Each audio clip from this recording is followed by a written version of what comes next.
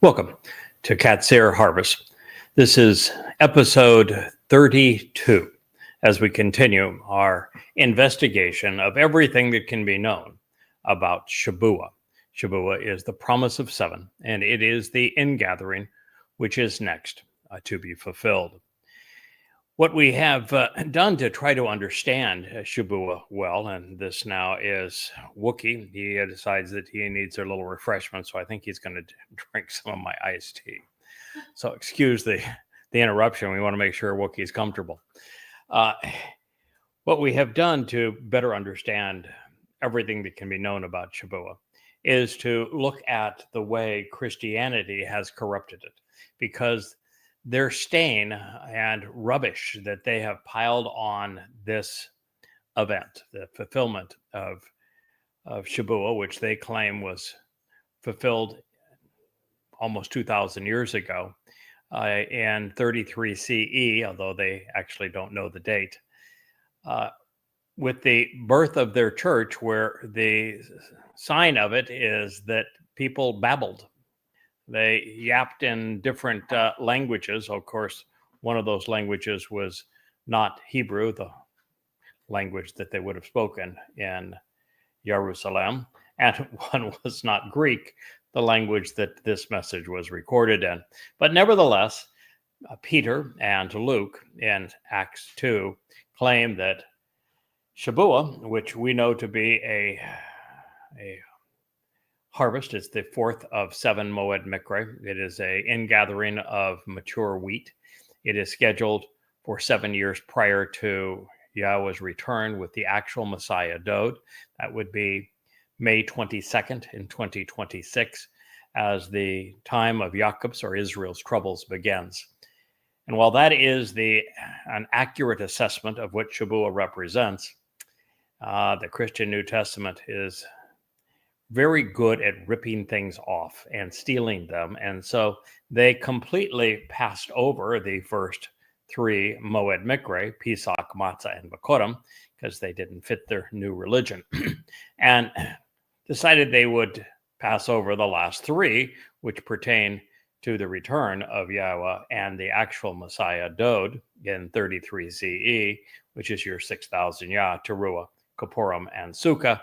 And they would claim just one for themselves, although they would give it a new name, and they would describe it in a manner that was completely inconsistent with Yahweh's testimony.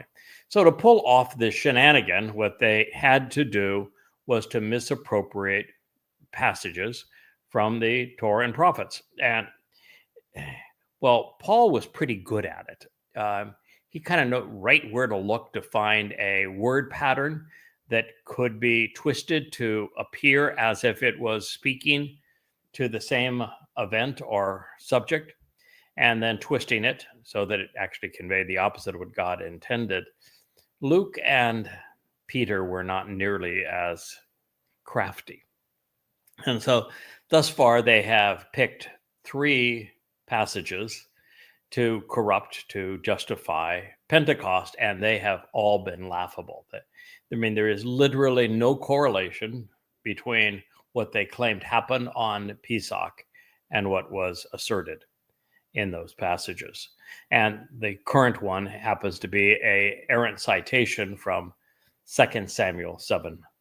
And because of that, we are reviewing what God actually said so that you would know it in context. In our last program, the 31st episode of Qatsyr-Harvest, I read all the way through Samuel 7, or 2 Samuel 7 in its entirety. So we're just going to pick it up at the end so we can continue to ponder the implications of it, because it's actually quite profound.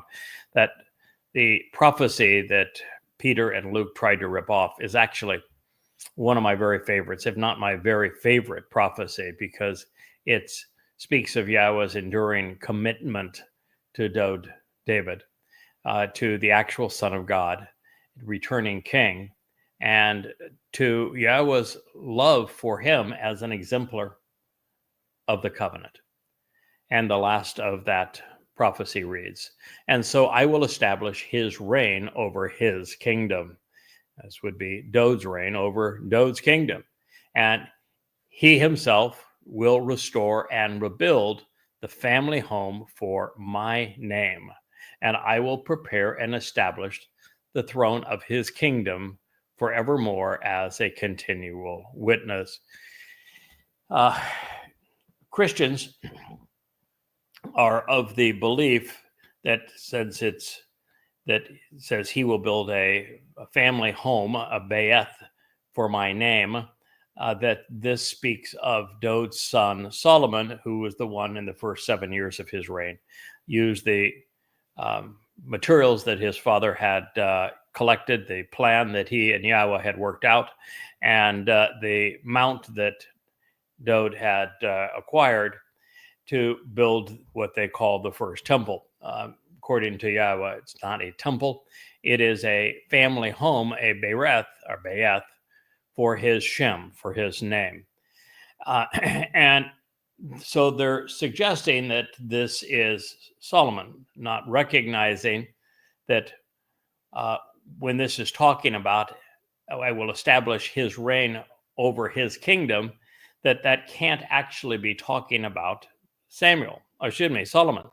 And nor can this reference to building the family home and establishing a throne for his kingdom, it can't be talking about Dod's son Solomon either, because it says forevermore as a continuing witness. So can't be Solomon. And even if it were Solomon, Solomon is not Jesus, so it doesn't fit to Jesus, which is what Peter was trying to rip off to claim that there was this prophecy regarding Dod's heir becoming the Messiah. Of course, it doesn't even mention Messiah, which is another error in the Christian New Testament citation. The reign and kingdom is Dod's reign, and it is Dod's kingdom that Yahweh will establish. And the kingdom had already been established, so by Dod and Yahweh working together. So what he's talking about, is, since this is something that God's going to do, is the eternal kingdom of Dod as he returns as the king of the world in year 6000 Yah on Yom Kippurim, October 2nd, 2033. And then at that time, he shall restore and build the family home for my name. And Bana can be build or it can be restore, and it is based on Ben, so it's actually the feminine of Ben, kind of funny in that regard. But it is, as a verb, though, it would be the ending wouldn't necessarily convey a feminine characteristic. But because it is a combination of building and with son, it is considered to be restoring or rebuilding a family home. And in this case, it is for Yahweh's name. Solomon very quickly lost sight of the fact that this was a home for Yahweh's name. And because his people became so recalcitrant and rebellious during Solomon's reign and never recovered from it, rather than it being a home for Yahweh's name, it has been a testament to the fact that God's people, Yehudim, have erased God's name, done exactly the opposite of this. So as we move forward in time, it is true that Dod, when he returns with Yahweh, will be establishing and restoring a family home for Yahweh's name forevermore. And so it fits in that context. And then it says, I was, I am, and I always will be for him as a father, and he was, is, and always will be for me as a son. And this is 2 Samuel 7:14 in part. To understand this, all you have to do is look at the other two places that Yahweh says specifically, I am his father, he is my son. One of those is in the second Mizmor, and the other is in the 89th. And in both cases, the son is clearly identified as the son is here, because this is Yahweh speaking to Dod, his son, via his associate and the prophet Nathan, who is giving Dod this message. So Yahweh is saying, I will always be for him as a father, and he was and will always be for me as a son. All you have to do is think it through and look at the other two places where at this time, even as these Mizmor were being revealed, literally within this same exact time frame, Yahweh explained who was his son, Dod. So when that which is associated with him is warped and perverted, twisted, such that it is contrary to what has been stated, the one person that has been, whose purpose, whose titles, whose achievements have been warped and perverted, twisted, so that it is now contrary to what was actually stated more than anyone in all of human history, is Dod David. Dod David is the Messiah. He is the Son of God. He is our Savior. He is the returning King. He is the Shepherd. And he is even Elyon in Yah's presence, which means he's akin to God. And all of that was given to the false Messiah and mythical misnomer, Jesus Christ, and also afforded in part to the other false Messiah, that of Rabbinic Judaism, Bar Kokhba. And this is our challenge, and it's why I take so much time trying to expose and condemn Christianity, so that you can see how clear it is that God is angry that the religion was created to counterfeit and twist, steal, rob. It's a matter of identity theft being perpetrated against his beloved son, Dod. And so God is saying here that I know that what has been written about him, and there are hundreds upon hundreds upon hundreds of prophecies about Dod returning to fulfill Pesach, Matzah, and Makodim, and for the collaboration that would lead to the enablement of the covenant. And they are pervasive. They're even written in first person in the 22nd and 88th Mizmor Psalms. And so for all of that, including here, this very statement, all of 2 Samuel 7 has been convoluted and twisted by Christianity, doing this very thing to rob Dod of what God said of him, to create this mythical misnomer, Jesus. So God's saying that when that occurs, I will resolve the dispute against him, and I'm going to vindicate him, that's Dod, deciding with him to expose and issue a condemnation against the staves that are wielded by the rulers of nations, of men, against this fungus and this plague that has fallen upon the descendants of Adam. Nothing more sickening to God than religion, and the most deadly of all religions from God's point of view are ones that misappropriate what has been achieved and what has been acclaimed of his beloved son, Dod David. Therefore, God is reinforcing my steadfast devotion, enduring love, commitment to the relationship, and unmitigated favor. This can only be speaking of Dod. It does not speak of anyone else, including Solomon, who went AWOL probably within a decade of the time that he assumed the throne, because he pandered to false gods. And there's nobody else that Yahweh is this loving of, this devoted of, throughout the entire 6,000 year history from the garden back to Eden. And there's only one person actually named beloved, Dod. And there's throughout, particularly the song to Dod, the 89th Mizmor, that Yahowah reemphasizes over and over again, as he does throughout the Psalms, that his love, his favoritism, his devotion, his commitment to the relationship is, extraordinarily steadfast, loyal, dependable as it relates to Dod, and never will be removed from him, disassociated or diminished regarding him, substituted for another. So none of this can be substituted and given to a misnomer, who, by the way, is not mentioned anywhere. There is no mention of a Bar Kokhba. There is no mention of a Jesus Christ anywhere in the Torah and prophets. And without that, there is no justification for any of the claims made about either of them.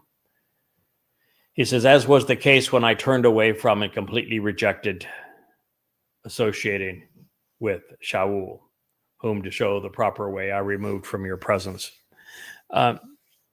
It's interesting that Yahowah actually didn't remove Shaul, the people's choice of kings, the more popular individual, from Yisrael's presence. He went off on his own, became full of himself, thought that the world revolved around him, thought he could augment the Torah, and that he was responsible for defeating foes. And he lost a horrible battle. Samuel made it very clear that Yahweh was no longer with you.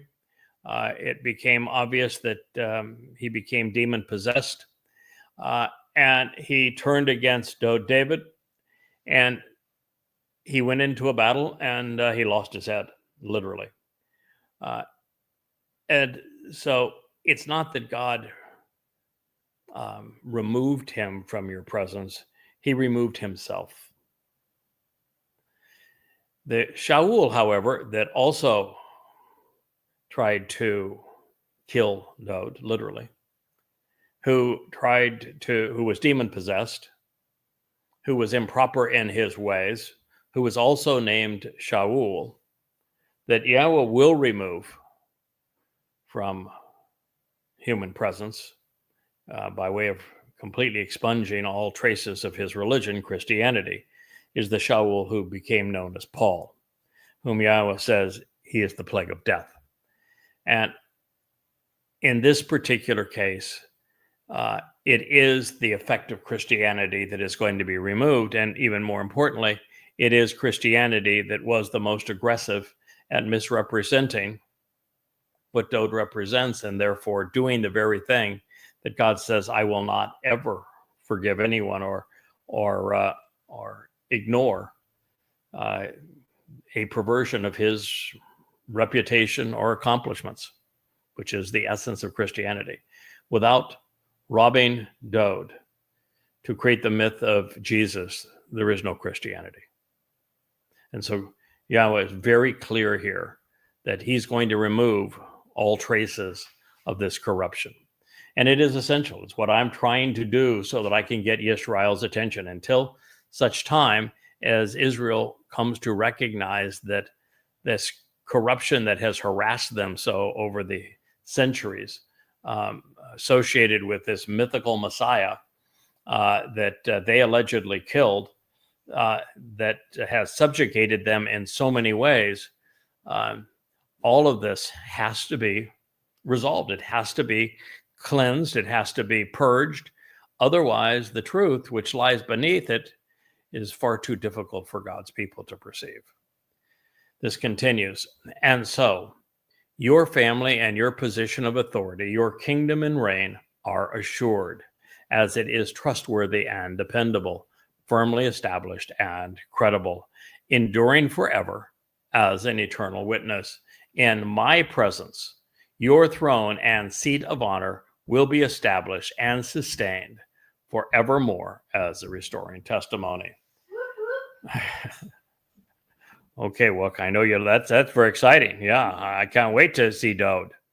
Uh, what we have here is your family. That would be Dode's family is Yehudim, Yisraelites in a broader sense, and they are going to return to prominence when Dode returns on Yom Kippurim, the Day of Reconciliations. Dode's position of authority and kingdom, his reign, supersede all others. He is Yahweh's choice of king, and Yahweh is very clear, particularly in the 89th Mizmor, and here that it is Dode who is returning to be king of everything. And you can be assured that's going to happen. You have God's word on it, and he is trustworthy and dependable. And Dode will continue to be the eternal witness. And then making it certain that it is Dode and no one else, and a future event, not something that had previously happened. God says, my presence will be, that all this will occur in my presence. Of course, Yahweh's presence was not seen around Solomon, and Yahweh's presence was not seen or experienced or noted at any time around the mythical misnomer, Jesus. It will, however, be inseparable from the appearance of Dode, because Yahweh twice, one in the 12th chapter of Zechariah, and the other is in the latter part of the 89th Psalm, says specifically that when he returns, Dode David will be as brilliant as the sun in his presence, as Elion, as God. So they will be together. And then your throne and your seat of honor will be established and sustained forevermore. Solomon's throne, which he inherited from his father, but his throne didn't last very long. And he ended his life in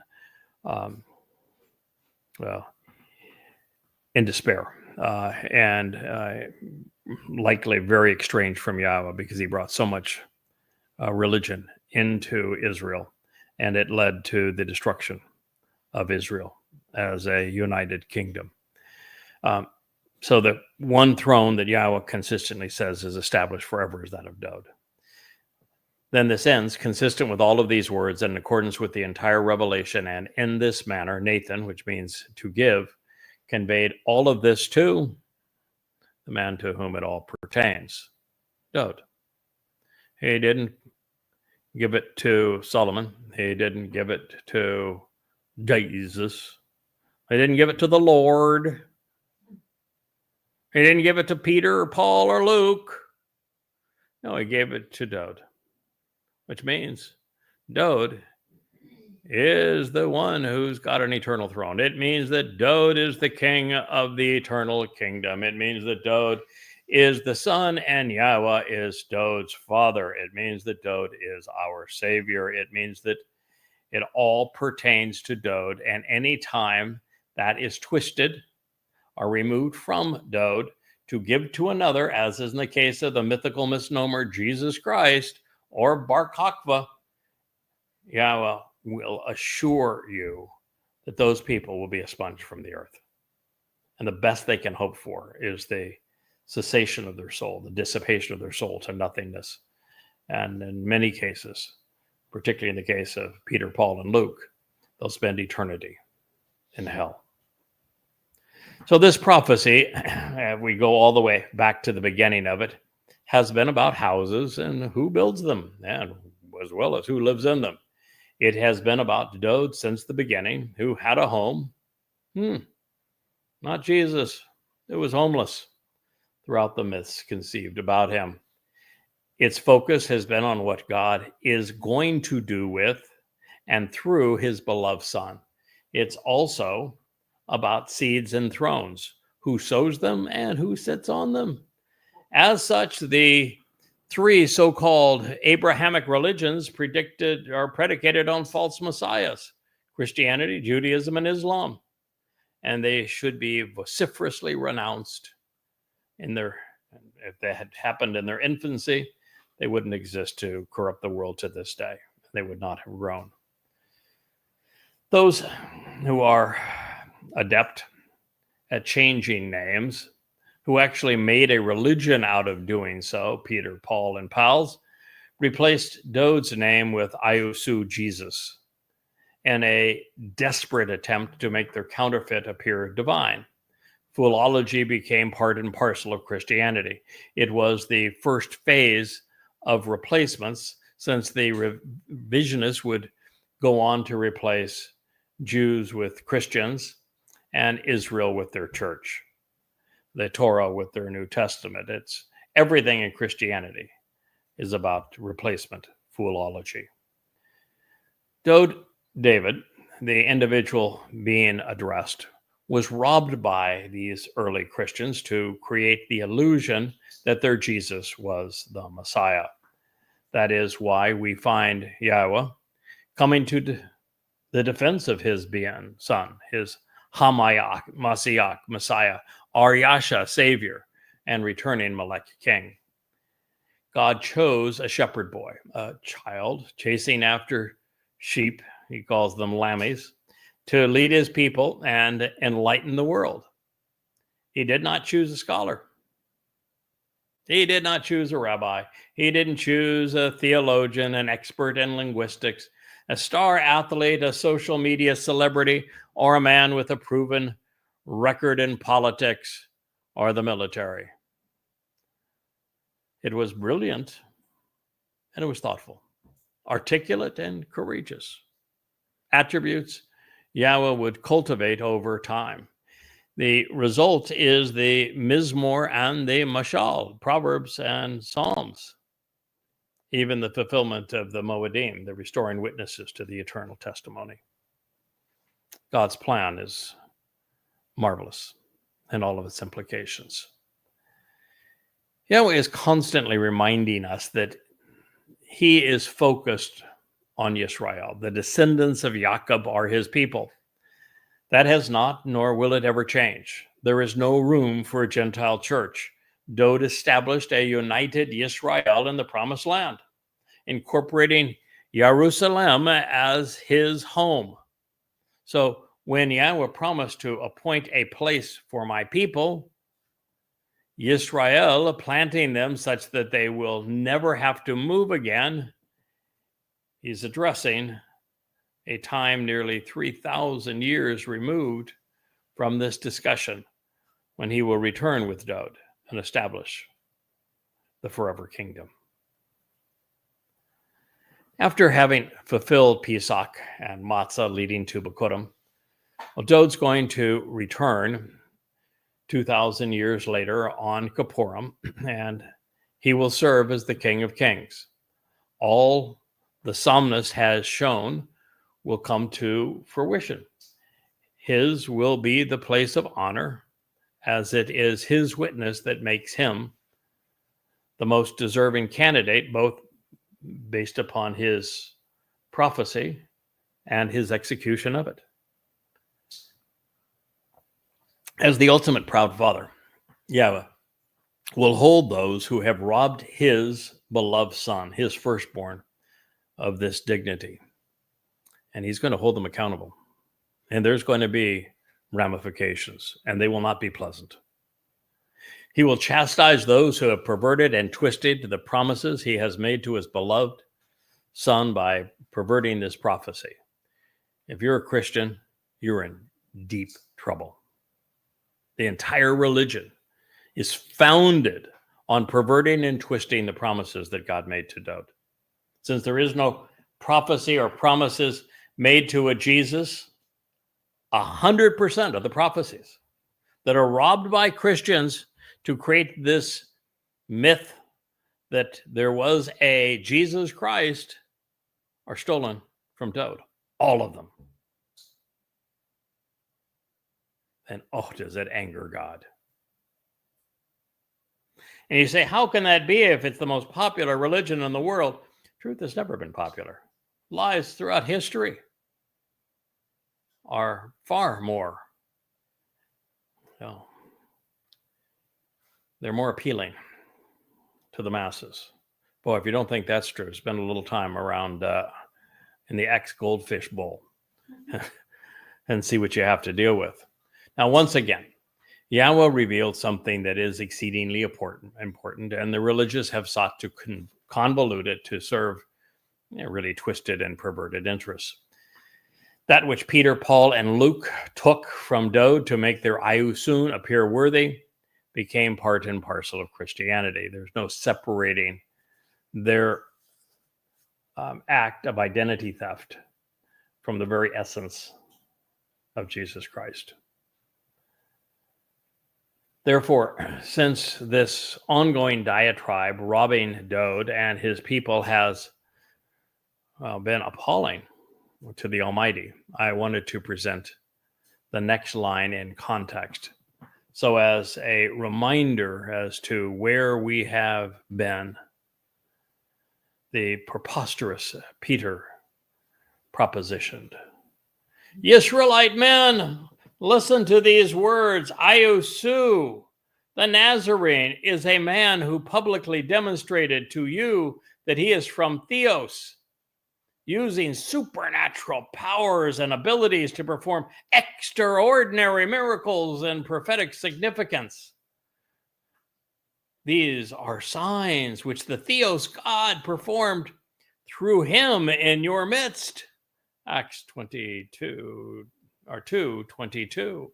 He was appointed to the prearranged and prophetic plan and purpose of Theos. He was betrayed and given over to the hand of the Torahless, who chose to take control and lift him up, affixing him. Theos restored him to life and raised him, releasing and dismissing him from the suffering and pain of death, because it was not possible for him to exist held and influenced by these things. For DD, we'll call him David, said of him, I foresee the Kyrios Lord in front of me, always on my behalf, because from me, his right hand, I will not be shaken or swayed. Therefore, my heart rejoices and my tongue delights that also my flesh will abide and endure, as a result, a confident and trusting expectation. Because my soul will not be utterly forsaken and totally abandoned. In Hades, neither will your Holy One be allowed to see decay and decomposition. Reveal and make known to me the way to a complete life of joy and gladness in proximity to your presence. Gentlemen, brothers, it is possible, after all, to say to you an open public discourse, enjoying freedom of speech with regard to and concerning the patriarch David, that he both died and was buried, and his tomb exists among us even to this day. Being therefore a prophet, and knowing that Theos swore an oath that out of the fruit of his loins would sit upon his throne, he foresaw and spoke about the rising up and standing upright of the Christone, because namely, he was not left behind and abandoned so as to remain at Hades, nor did his flesh see decomposition. Acts 2:30 and 31, all the way through, even beginning before that. I'm going to just highlight some of these, the dingers of stupidity in this statement that begins with, looks like the 22nd verse of Acts 2. They were not Israelite men. The Israelites had been hauled off into slavery and became lost 700 years prior to this time. They were Yehudim, Jews. They would not be listening to someone who was as stupid as this man, who misquoted their prophecy as badly as he had, and who called Shabuah Pentecoste, and was announcing that it was the birth of their church, and that the cause of it was the people were babbling. And then he cited Yoel which is a prophecy for the last days. So 2,000 years wrong. There was no Ayusu that lived in this time. There was no Jew named Ayusu. There was no prophecy of an Ayusu. There's no record of an Ayusu. Ayusu is a complete bogus moniker. And so they would not have known anything about an Ayusu, nor would anybody at that time. Nazareth did not exist at this time. Nazareth would not exist until the beginning of the 3rd century CE, 200 years later. And at this time, no one lived there. Prior to this, there was a very small, insignificant town by a different name, but that was 200 years earlier. The whole myth of a Nazarene was established based upon Constantine's mommy and Eusebius, who was the propagandist to Constantine and wrote it into the text. So you're wrong on Israelites, you're wrong on Ayusu, and you're wrong on Nazarene, and those are the first 3 names. Now, the next is a man. No, Ayusus never existed. He's a myth. Who publicly demonstrated to you. If he publicly demonstrated anything to them, then he wouldn't have, this whole argument wouldn't be taking place now, would it? That he is from Theos. No. First of all, your own text says that he is from Joseph and Mary. There was no Joseph, there's no Mary, and Mary means contentious and rebellious. So I can guarantee you that if somebody's going to be going to perform a role of this magnitude, their mommy is not going to be named Mary. So he is from Theos. Well, how would they? Theos. Theos is a Greek word. El and Elohim are the Hebrew words for God, and God has a name. It's Yahowah. If he's not from Yahowah, then he's not from God. One of the tests in Debarim, where Yahowah tells us how we can tell if something is from him or not, whether a message is divine or deadly, is the use of his name. When his name does not appear, as this is the case in Theos, you know that the text is not from God. This Ayusu, who is a myth, could not be from God, because if he were from God, it would say the same thing as the text we have just read in 2 Samuel, where Yahweh's name is prolific. Using supernatural powers and abilities, Yahowah essentially never uses supernatural powers and abilities to prove the divine inspiration or calling of an individual. Yahowah can, on occasion, and does use miraculous powers, well, to create the universe, for example, to conceive life as another example. And when he took Abraham to see the entirety of the universe so that he would understand in the 7th dimension what God was offering him by way of an inheritance, when he performed the signs that caused Mitzrayim to release his children. But you'll notice that God tries very hard not to be ostentatious. God wants thinking people to come to him based upon the credibility of his words. And so if you're looking for evidence that someone is speaking for God, or that God is speaking through them, the evidence will come through the credibility, the consistency, the accuracy of the words they convey. And that has been true from the beginning. Every word of this is a lie, and since it's a lie, liars don't represent Yahowah. To perform extraordinary miracles and prophetic significance. There isn't a single prophecy that the Ayusu Christu fulfilled. Not one. There's not a single reference to him, not a single act, and that trumped up life that was prophetic. All of the prophecies regarding what happened in 33 CE and what will happen in 2033 CE pertain to Dowd. Now, there are other individuals, such as myself, as the Yada Yahowah, the man from Edom, the final Zeroah, and the Bashar herald of Dowd, and the cool voice of Yahowah, the Choder, that God speaks of with prophetic significance, but you'll find them, written so that there is actually a prophetic significance. And the reason that Peter, Paul, and Luke never cited a valid prophecy ever in the entirety of the Christian New Testament to validate their claims is because they couldn't find one.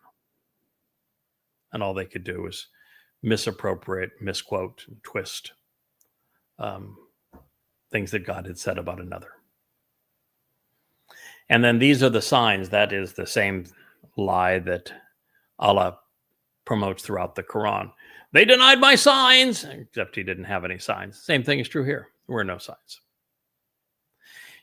If somebody is speaking for God, there is an almost 100% correlation with something that these Twistians have missed. Peter, Luke, and Paul wouldn't have to be claiming that you should listen to the words of Ayusu if Ayusu actually existed and wrote words. They could read them. All of Yahweh's prophets wrote down what they said and what God conveyed through them. And we have books named after them for that reason. And so the very fact that nothing was written by the mythical Ayusu proves that Ayusu didn't represent Yahowah. Had he done so, he would have written in Hebrew, and his message would have been conveyed in his own hand. But it wasn't. However, if you look at the real Messiah and Son of God, our Savior, Dowd, we have more written in his hand that has been preserved through the Dead Sea Scrolls than even what we have from the great prophet Isaiah, or even more than we have from the entire Torah. Now, that's something to think about, isn't it? And then this ends with, as you know. When somebody says, as you know, then they don't know. It really is as simple as that. Because if they did know, there would be no reason to say, as you know. He was appointed to and prearranged and prophetic. Again, prearranged and predestination are inconsistent with Yahowah. Yahowah is about free will. So there is nothing prearranged. There are things that Yahowah has told us he is going to do, but they're not predestined. And if there is a prophecy, Yahowah will speak of it, and he will name the individuals that the prophecy pertains to. There are many hundreds of prophetic promises from Yahowah regarding what he is trying to achieve through me, as his Basar, as his Kol, as his Adamah Parah, as his Zeroah, as his Bashar, as his Choder, as his Nakar, as his Malak. It just goes on and on, as the man from Edom, who will save many, as Yada. There's not one about this misnomer. And as many as there are regarding me, probably second most in all of the prophetic text, there is one person who is mentioned more often, and deservedly so, the actual Messiah and Son of God, Dowd David. But the sum total of prophecies pertaining to Ayusu, goose egg.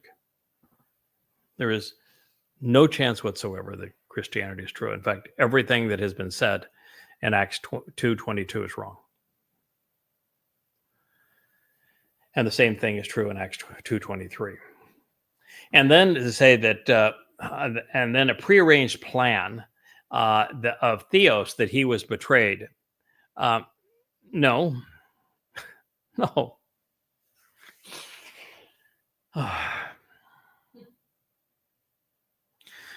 The purpose of Dowd, the Messiah and King, the Son of God, arriving in 33 CE was for him to fulfill Pesach Matzah as the Son of God. He wasn't betrayed to perform it. He wasn't given over to perform it. He wasn't handed to the Torahless to perform it. He volunteered to perform it. It would have been a betrayal if he hadn't performed it. So this notion that Christians have had that Jews killed Jesus and that they betrayed him is just a bunch of shit. I'm sorry, but that's the term. It's shit.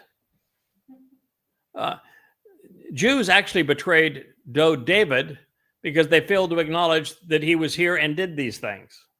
You can't betray a myth. And Dowd could not have been betrayed if Jews had sought the death of his body. If Jews had recognized him and sought to the death of his body by way of fulfilling Passover, it would have been a celebration of the purpose. So his dying is the purpose, not a betrayal. And if Jews had participated in the sacrifice of the Passover lamb, they would be upholding the purpose of God, not abandoning it. Again, profoundly wrong. Literally the inversion of what's true. Anomos is used to negate nomos.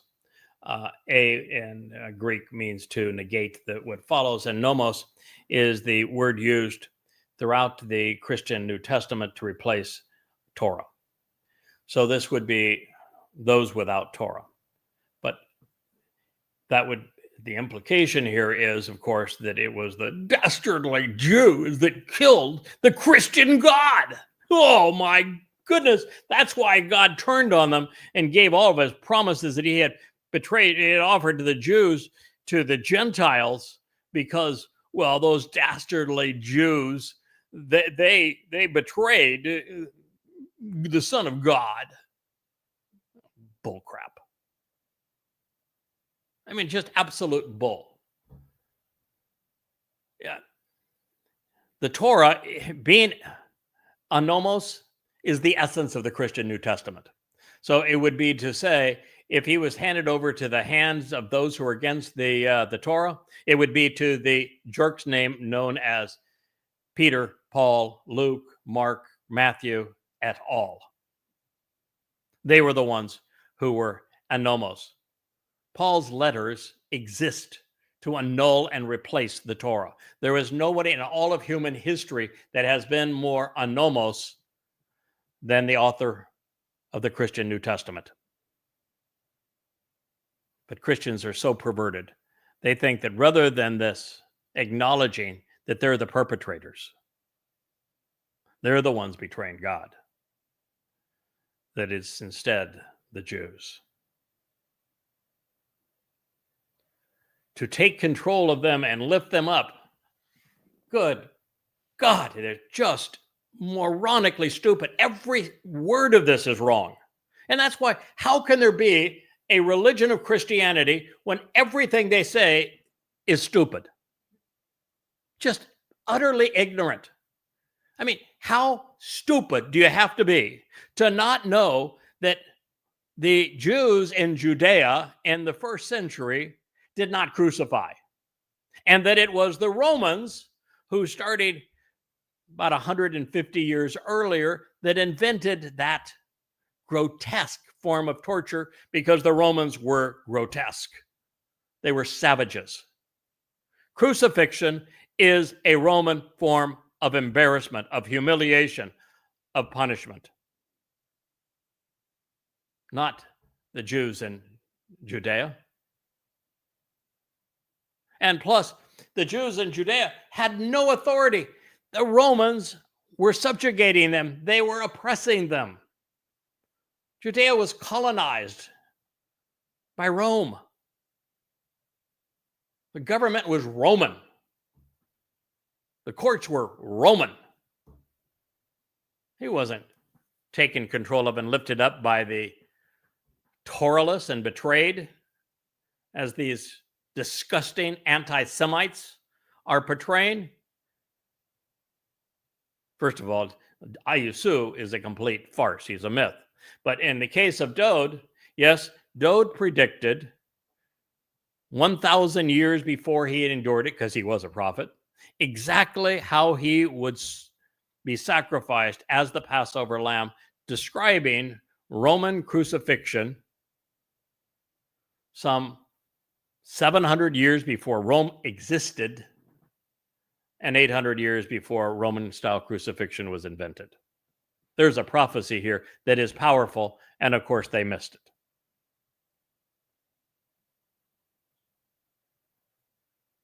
This is just absolute and total verbal diarrhea.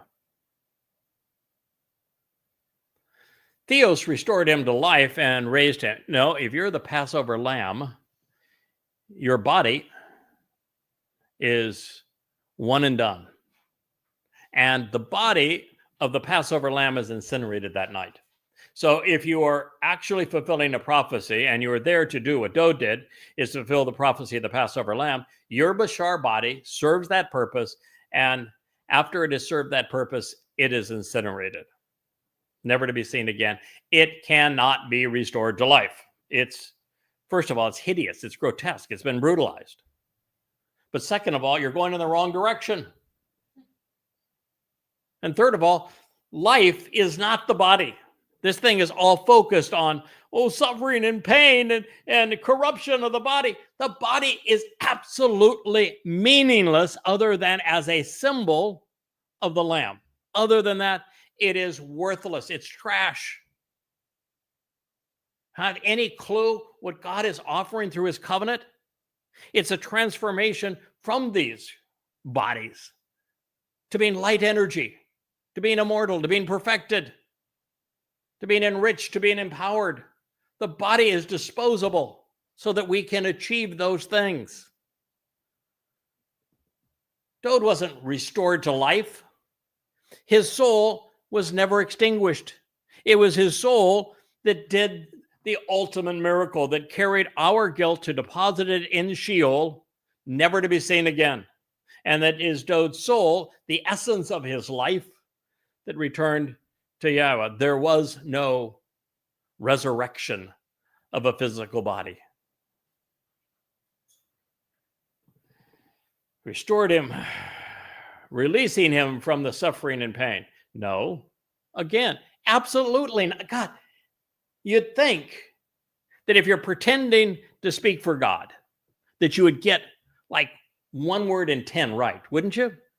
I mean, if you're going to speak for God, the standard ought to be 10 of 10 right. And so far, there's been, 100 words, and they've got 100 of them wrong. No, Yahowah did not release him from the pain. First of all, Yahweh's name isn't mentioned. That means they're not speaking for him. And he wasn't released from the pain.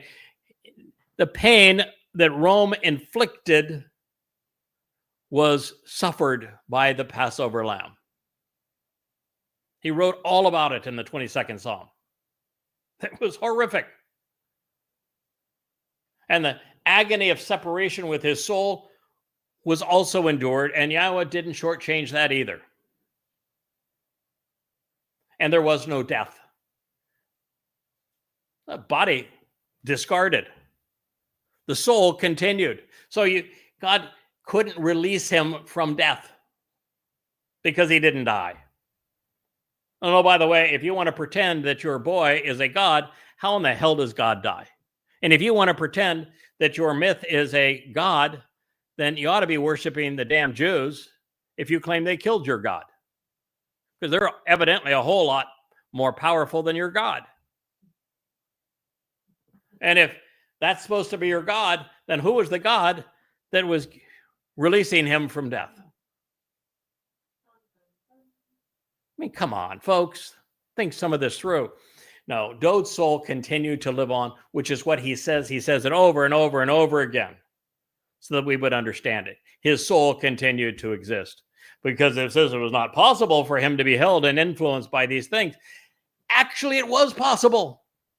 That's what Yahweh did. He made it possible for Dod to suffer, his body to suffer as the Passover lamb, for his soul to be held in Sheol so that he could deposit our guilt there. All of these things were made possible so that Dod could be influenced by all of them because he volunteered to do so and because the results was so spectacularly beneficial to those of us who understand it and accept it.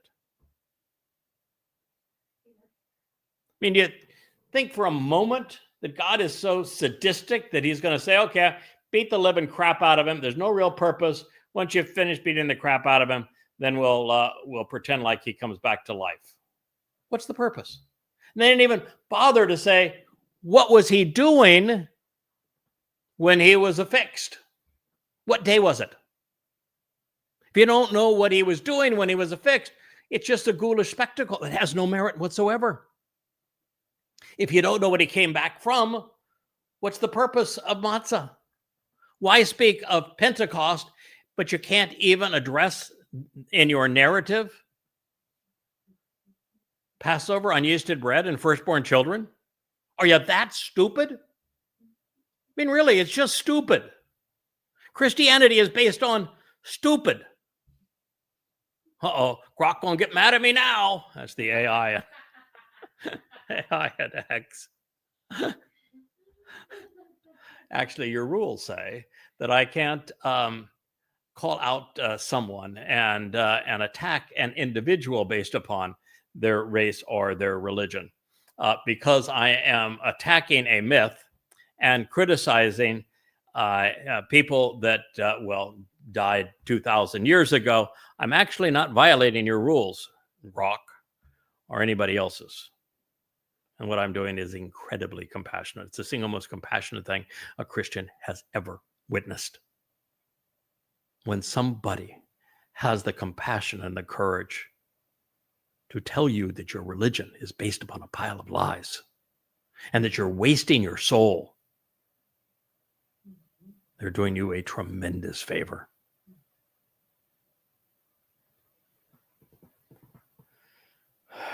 For DD, it's a placeholder. Let's assume they meant Dod. Said of him. Said of whom him? Dod never spoke of an Ayusu. Dod never once spoke of a Christ. Ever once, never. So that is a bold lie, and they know it's a bold lie. You can't find, I will give you all eternity to search the Mizmor, Psalms, and Mashal Proverbs of Dod. And I will give you $1 billion if you can find a Mizmor or a Mashal where Dod spoke of an Ayusu Christu. Dod said of him, I foresee the Kyrios lowered in front of me always on my behalf, because from his right hand I will not be shaken or swayed. They're quoting here the 16th, quoting is a really bogus term. They are misquoting the 16th Mizmor, and this now has, I see the Kyrios load in front of me. You know how many times Kyrios is, well, it's Greek, but how many times Lord is mentioned in that statement? 0. And you know who is mentioned in the statement? Yahweh. And so Dod is affirming that he and Yahweh are hand in hand, that Dod is Yahweh's right hand, and that he will always be steadfast as Yahweh's right hand. And so Dod is saying, I will never be shaken or swayed, ever. And that is why Dod's heart rejoices. That's why Dod's tongue delights. But in this case, it's not Sarkos flesh that is being mentioned, but Dod's Bashar, herald, that is here to speak of what Father and Son promised and then achieved. That also my flesh will abide and endure. No, good God. They're even quoting, well, pretending to quote, misquoting a Mizmor, which is inspired word of God. And they're saying that my flesh will abide and endure. No, it doesn't. The Bashar expressions about Dod, his witness, will abide and endure. But Dod's flesh, hell no. At the end of his first life, gonzo. End of his second life, beaten to a pulp and then incinerated. No. It's Dod's soul, not his flesh, his nephesh, not his Bashar, certainly not his Sarkos, that will abide and endure. And it's his, not Iousu Christus. As a result of a confident and trusting expectation. Because now we've got it right, soul, psyche, will not be utterly forsaken and totally abandoned. Yes, Dod knows, and he's speaking in first person about himself, my soul. It's Dod writing this. It's introduced as a song, lyrics written by Dod. Speaking of my soul, not Iousu Christu, my soul will not be forsaken and abandoned. And it doesn't say Hades, it says Sheol, which is the name of the place.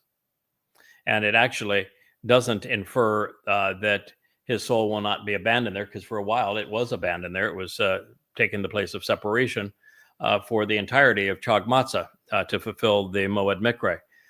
But it actually says that Yahweh is not going to allow Shaul, which is written the same way as Sheol, to have his way and pervert the testimony and achievements of Dod. And that is the role of the Bashar herald, is to preclude that from happening.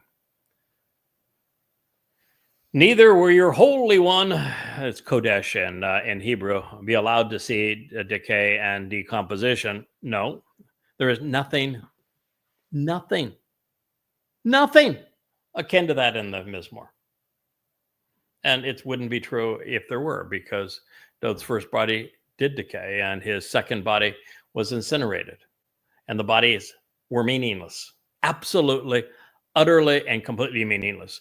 If you're fixated on your body, and if you think, like Muslims do, that they use their bodies to go off and kill non-Muslims, and they use them to rape and do all that sort of thing, that their Lord, their rabbi, is going to reward them with a physical body with a perpetual cock and endless virgins to satiate his carnal desires for having been a really good mass murderer, then you are as stupid as the people who believe the Christian New Testament.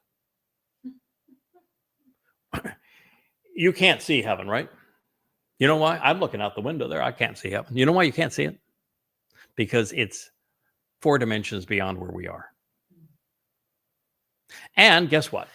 You can't even maximize the experience in the 4th dimension, much less the 5th, 6th, and 7th, with a physical body. A physical body precludes you from leaving the 3rd dimension. So that body has to go bye-bye.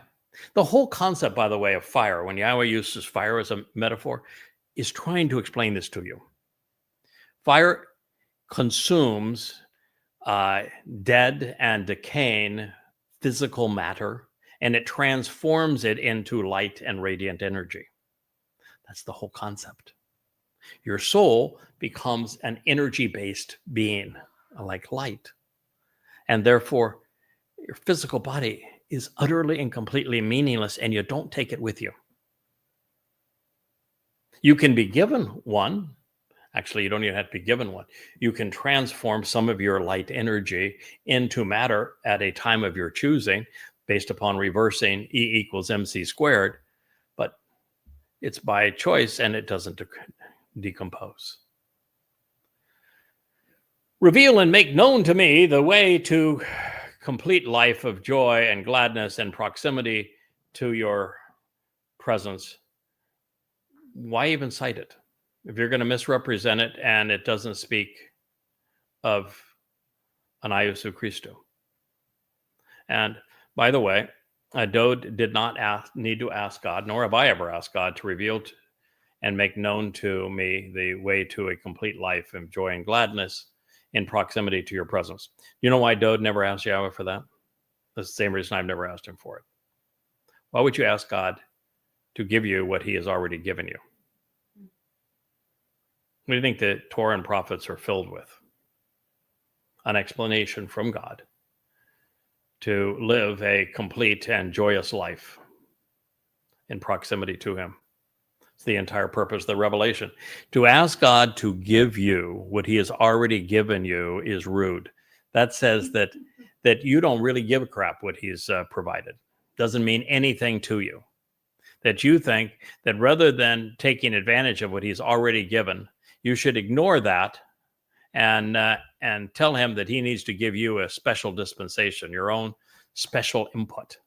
So when all these people write me and say, well, could you please explain this in something I might have written 100 times in these books? And can you please give me an answer to what this is? No. God, read the books. It's not my job. If I've already given it to you, and now you want to ask me to give it to you because you wouldn't take the time to read it? And if I'm irritated by it, can you imagine God? Gentlemen, brothers, is it possible, after all, to say to you an open public discourse? Well, it couldn't be open public discourse because there was no recording of this for at least 4 decades after this event. At the very earliest, well, this would have taken place in 33 CE, if it actually took place, and it didn't. And the first written account of it would have taken place in around 73, 4 centuries or 4 decades later, which is the equivalent really of 2 generations at that time. And we don't even have a text that dates to a manuscript that dates to the 3rd century of this. So obviously it's not to you an open public discourse. And no one enjoyed freedom of speech in a Roman province, ever. The Romans were oppressors. With regard to and concerning the patriarch DD, Dode wasn't a patriarch. Abraham, Yishak, and Yaakov were the patriarchs. If I know that, how come he didn't know that? That he both died and was buried. Yes, Dode died at the end of his first life, except it was his body that was buried, and his nephesh soul lived on. And if you were to just think for a moment, if the one that Yahowah speaks of more vociferously than any other, I mean, there's 1,100 references to Dode in the prophets and Psalms. 0, of course, to Iesu Christou, about 700-800 to Moshe. And under that circumstance, and he's the man that's named beloved, the one that Yahowah says, he is my son, I am his father. If Yahowah didn't save Dode, if Dode isn't still alive, his soul flourishing with Yahowah, you know how much hope there would be for the rest of us? 0.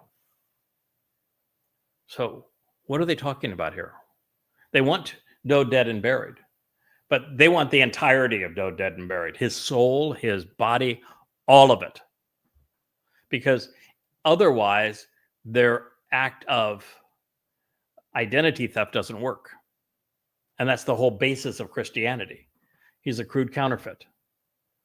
And so they believe Peter, Luke, and Paul were so conniving and so dismissive of their audience. They believed that by saying that Dode was DD, was dead and buried, that they could steal his identity, take all of his accolades, all of his accomplishments, everything God said about him that at least fit in the religion. We'll have to ignore the rest of it. And they could create a crude counterfeit and a mythical misnomer based upon robbing him so long as he was dead. So I guess that would mean it would be moral if I find a accident in the street and there's a couple of dead bodies and I dig into their pockets and I find a purse and a wallet and I steal their identity and I pretend to be those individuals and I rob them of everything that they have because they're dead, it's okay. That's the point here, isn't it?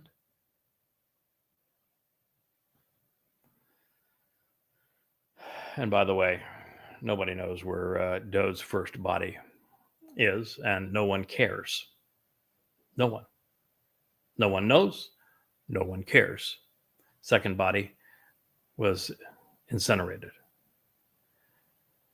Being therefore a prophet and knowing that Theos, God, swore an oath that out of his fruit of his loins, we've read this passage.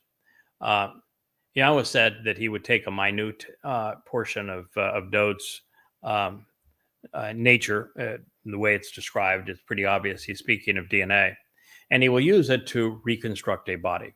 Dode will need another body to fulfill Pesach. And so Yahweh said that he would do that for him.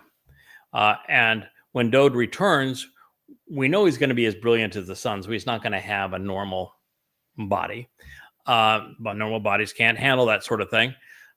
But in this particular situation, that's what he was talking about. For Dode to fulfill what was what he had volunteered to achieve, he would have to have another body. And it speaks nothing of fruit. It's actually zera, which means seed in the sense of sowing seeds that take root and grow. That would be his words. And it doesn't say loins. And it doesn't say that somebody would sit on his throne, and this they have capitalized, so that's God's throne, because it is Dode's throne. And by the way, the mythical misnomer Jesus never had a throne. And he didn't sit on a throne. And so it can't apply to him. And of course, it's the wrong throne. It's Dode's throne that Yahweh has built for him. He forever, this throne, he foresaw and spoke about the rising up and standing up of the Christone, a pathetic and disgusting lie. If your scriptures are based on pathetic and disgusting lies, then your God's a phony. Your religion is worthless. Now, that's a gift to you. Don't get mad at me. I don't care if you get mad at me, but it is a gift to you. That he spoke about the rising up and standing up of the Christone. No. Never once, ever, does anybody who was inspired by Yahweh, and that would include Dode, ever speak of a Christone. They don't even speak of a rising up of a Messiah. The Messiah title that Yahweh gave to Dode, and actually says Dode is his Messiah, and anointed him 3 times, and then an additional times with Yahweh's own special anointing oil. Yahweh does not ever speak of the Messiah returning. At one point, the Messiah, as Gabriel, God's most courageous and compassionate man, tells Daniel that he will return as the Messiah to fulfill Pesach, Matzah, and Bikurim. But that's Dode telling us what he is going to do, and he doesn't even present Messiah as a title. And that's the only mention of it. And there is no other place where there is a returning Messiah. Just doesn't speak of him returning Messiah. Dode's going to return. King is going to return. The Son of God's going to return. But Dode has a lot of titles. Messiah is not among the most important of them. I use it a lot because the Jews are anticipating their Messiah and because Christians have stolen that title from him. But it is not among his most important titles. And never once does Dode speak of a returning Messiah. And by the way, he is the Messiah. So no. I mean, not only no, hell no. Because namely, no, not namely. That's just the point. No, not namely. He was not left behind so as to abandon and remain in Hades. No, the place is Sheol.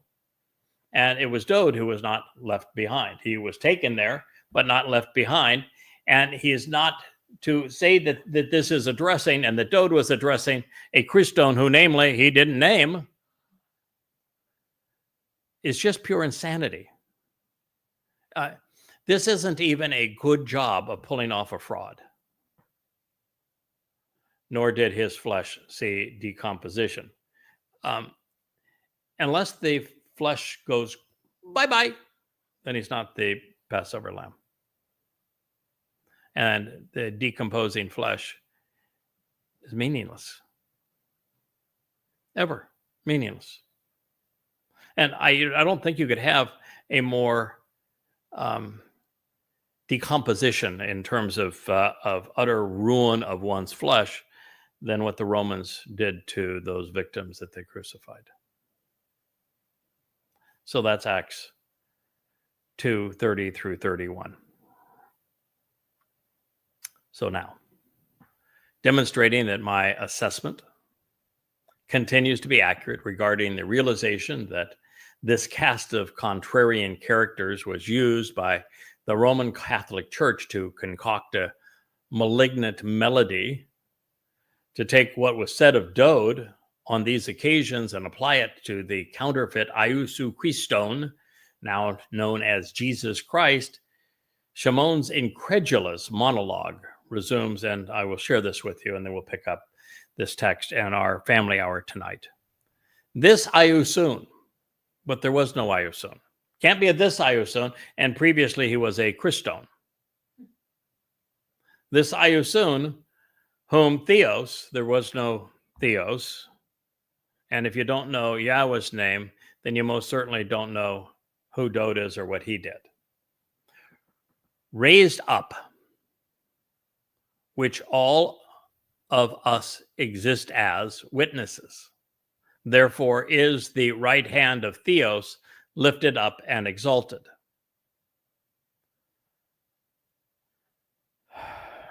I'll stop there. No.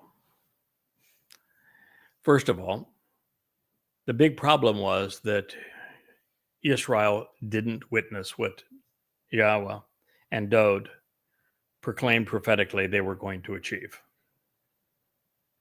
The whole reason Christianity exists is because Jews didn't witness what occurred, didn't recognize what occurred. Second, even in the myth, a very tiny percentage of Jews paid any attention to the Roman crucifixions. They were ghoulish. Why would you want to expose yourself to that? I mean, I understand there are some people that are really sickos that like to see torture. A lot of Muslims do today. But there were no Muslims back in that day, so no one in the area would have gotten their jollies by witnessing torture. And if there were any, it would have been the Romans, and he wasn't speaking to Romans. So, no, nobody witnessed this. There is no record anywhere in the world of Twinkle Toes coming back to life. The only quasi-independent record of there even being a Jesus kind of fellow was allegedly written by Josephus. And of course, he doesn't speak of anyone witnessing this lifting up and exalting. He only speaks of, allegedly, of someone with a name that could be attributed to an Iousu in Greek. And he speaks that says very little about him.